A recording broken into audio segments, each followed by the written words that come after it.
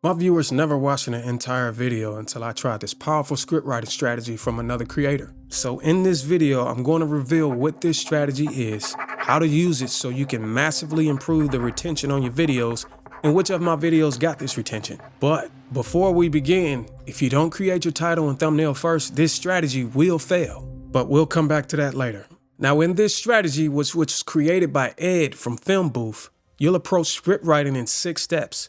First, you need to be able to anticipate questions the viewer will ask when they click on your video, and the only way to do that is to create your thumbnail and title first. Then at the start of your video, you need to grab their attention by letting them know they're in the right place with the hook.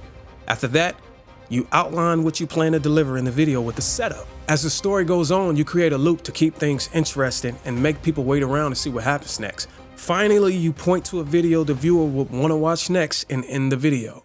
Now imagine you've got the first step down by packaging your thumbnail and title. What I used to do from there is just move on with the hook and start delivering my points. And every time I look at my analytics at that point in the graph, my retention took a huge hit. So that's when I realized viewers would keep watching the video if my points were related to the questions that come to mind when looking at the packaging. And this is a critical concept Ed from Film Booth teaches in this strategy. So let's do a test run to see if you guys are on the right page. Let's pull up a thumbnail and title and think of as many questions as we can. If you came up with these questions, then you're ready to move forward. Now it's up to you if you want to use all these questions. But next we'll want to answer the top 3 questions in order of importance in this video. Now it's time to start your script, and in the first 3 to 5 seconds of your video, a good hook will keep the viewer watching. So you can pose a question, drop them in the most exciting part of the video, or like a lot of creators do, you can restate your title to ensure the viewer is in the right place. Next, let's take the 3 questions we wrote down from looking at the packaging and write a setup. Here's an example of what a setup looks like.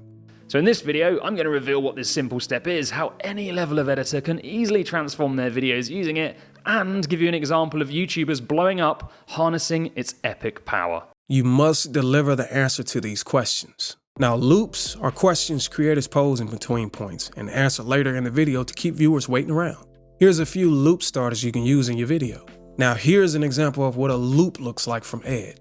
But first, let me show you what happened when I didn't used to do this and the change it made when I did. Next thing you need to do is write out your points. You need to re-hook them and create a story leading up to the payoff. Now, in Ed's strategy, there's a rule in how you deliver your points. Think of it as saying grace before you eat.